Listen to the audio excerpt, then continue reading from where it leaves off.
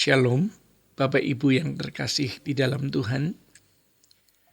Kebenaran pada saat ini berjudul mengganti jala bagian yang kedua. Bapak Ibu, bila pada bagian sebelumnya Yesus memanggil Simon dan Andreas, maka pada Matius 4 ayat 21 sampai 22 dikisahkan pemanggilan Yohanes dan Yakobus. Yohanes dan Yakobus adalah dua bersaudara dari seorang ayah yang bernama Zebedeus.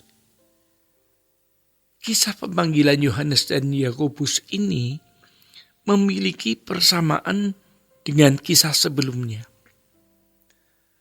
Beberapa persamaannya yaitu yang pertama adalah profesi Simon bersaudara dan Yohanes bersaudara. Yang kedua, mereka dipanggil secara mendadak ketika Yesus sedang menyusuri Danau Galilea. Dan yang ketiga, mereka sama-sama dengan segera merespon panggilan Tuhan dengan meninggalkan jala mereka.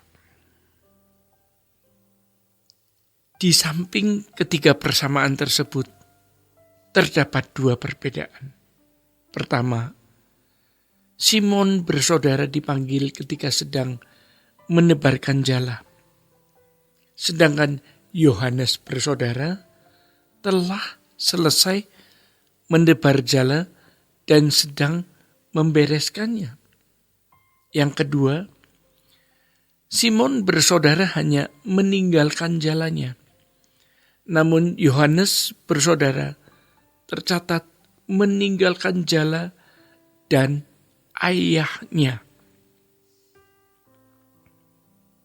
Dalam Markus 1:20 bahkan ditambahkan bahwa mereka juga meninggalkan orang-orang upahannya.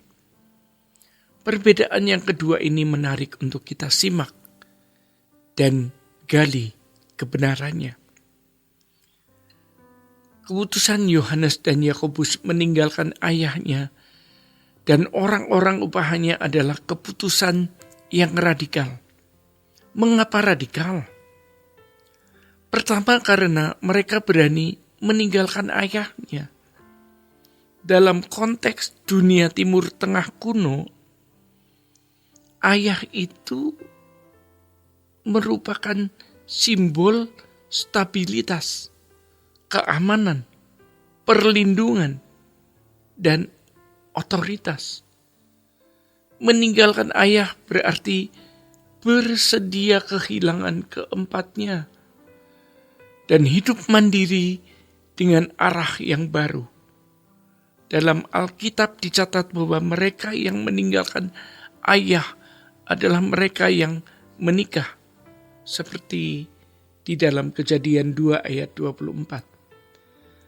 Ataupun mengikuti seorang guru yang dipandang besar, seperti Elisa yang mengikuti Elia di dalam 1 Raja-Raja 19 ayatnya yang ke-20. Ketika seseorang menikah, maka ia membangun rumah tangga baru bersama pasangannya.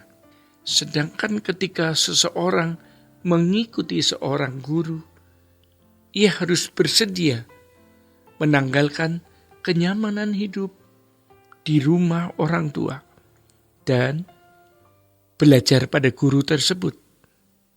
Kedua, mereka berani meninggalkan status sosialnya yang baik. Kepemilikan orang upahan, sebagaimana yang dicatat di dalam Markus 1 ayat 20, menunjukkan bahwa Yohanes bersaudara bukan keluarga nelayan kelas bawah. Di Injil Yohanes 18 ayatnya ke-19 sampai 24 juga terekam percakapan Yesus dengan imam besar.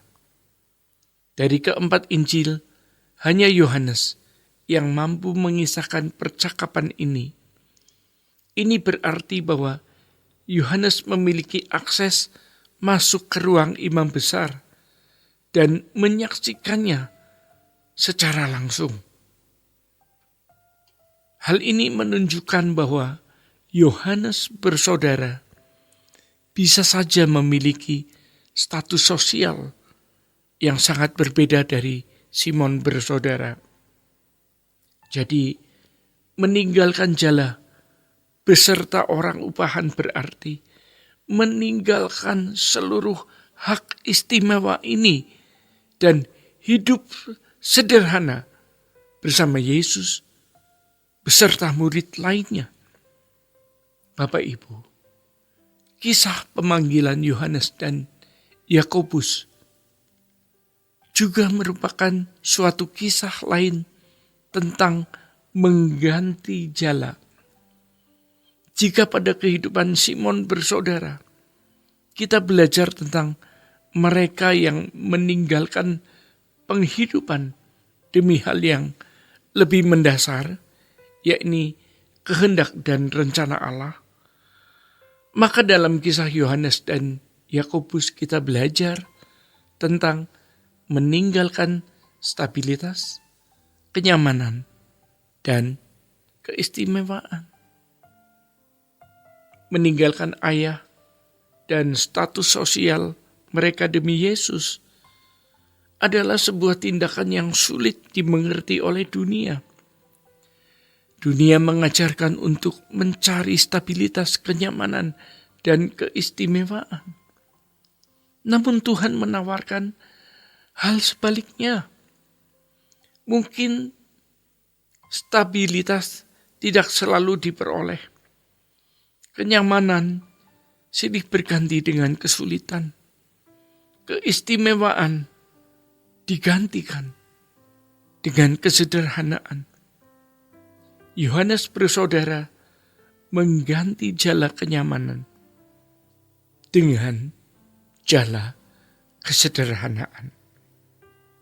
Bapak Ibu, seorang yang masih ingin diistimewakan bangga memiliki kenyamanan dan tidak bersedia menghadapi perubahan, tidak dapat mengikut Tuhan.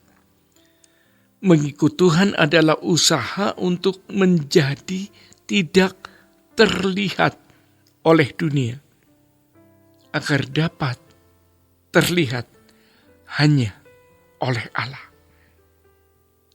Kesederhanaan adalah indikator seseorang yang tidak mengingini dunia.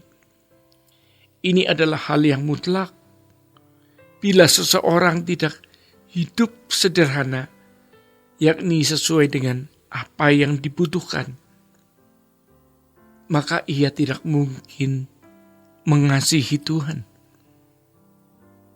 Kita yang telah dilatih oleh dunia untuk mempertahankan jala kenyamanan harus bersedia menukarnya dengan jala kesederhanaan dalam hidup dan keinginan kita sehari-hari. Sebab hanya dengan demikian kita dapat menjadi penjala manusia. Bapak Ibu yang terkasih di dalam Tuhan, demikian kebenaran pada saat ini. Tuhan Yesus memberkati. Sola Gracia.